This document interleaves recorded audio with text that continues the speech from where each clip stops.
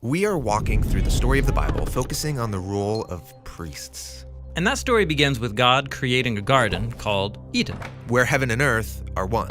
And God places humans in the garden to be his royal image, his priests, so that humans and God can work together as one. And this whole setup is called God's blessing. But tragically, the priestly humans are duped into rebelling against God and then exiled from the garden. But God promises that one day a descendant will come to defeat that evil deceiver and restore humanity as royal priests. And we learn he'll be both a priest and a sacrifice. But as it stands, humanity is outside of Eden, and things have spiraled into chaotic violence. But God chooses from the wreckage a couple, Abraham and Sarah.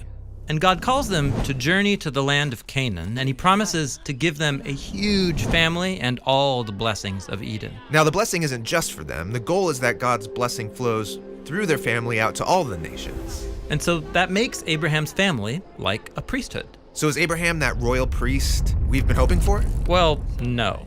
But Abraham does meet a mysterious figure who reminds us of that promised royal priest. And who is this? Well, Abraham is returning victorious from a risky battle, and he passes by the city of Shalem, and this king comes out to meet him. And we're told that this king is also a priest who serves the same God that Abraham does. Ah, yes, Melchizedek. This man's a mystery. We don't know why he worships Abraham's God. We don't even know his family lineage. Exactly. But here's what happens. Melchizedek brings this great feast out to Abraham and his army, and then he gives God's blessing to Abraham, saying God is the one who gave him this victory over his enemies.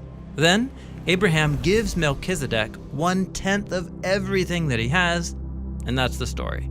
So, what is it all about? Well, Melchizedek is the king and the priest of Shalem, which is an ancient name short for Jerusalem. Jerusalem, which will later become the capital of Abraham's future family, where the temple is built.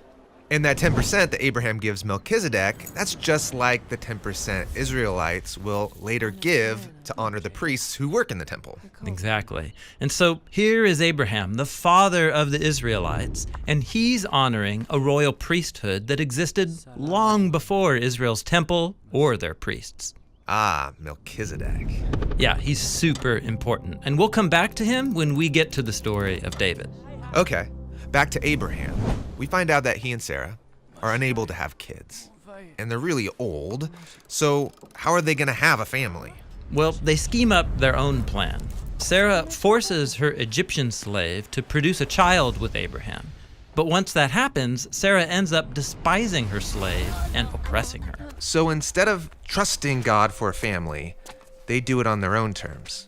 Right. And so God eventually does give them their own son, Isaac, but then God promptly asks for the life of that son back. Abraham is called to offer up Isaac on a mountain as a sacrifice. And we're told this is a test. God's requiring Abraham to own up to his failures, to stop his scheming, and to surrender his family's future to God. Abraham and Isaac go up the mountain, build an altar, and right as Abraham is about to offer up his son, God stops him, and he provides a substitute ram that can be sacrificed in Isaac's place. And here, the narrator stops the story and starts speaking to you, the reader, saying, "This is why we today say, on the mountain of Yahweh, it will be provided." the mountain of Yahweh, that's Jerusalem. That's right. And so notice, in both of these stories we've looked at, Abraham is near that high place that will later be called Jerusalem.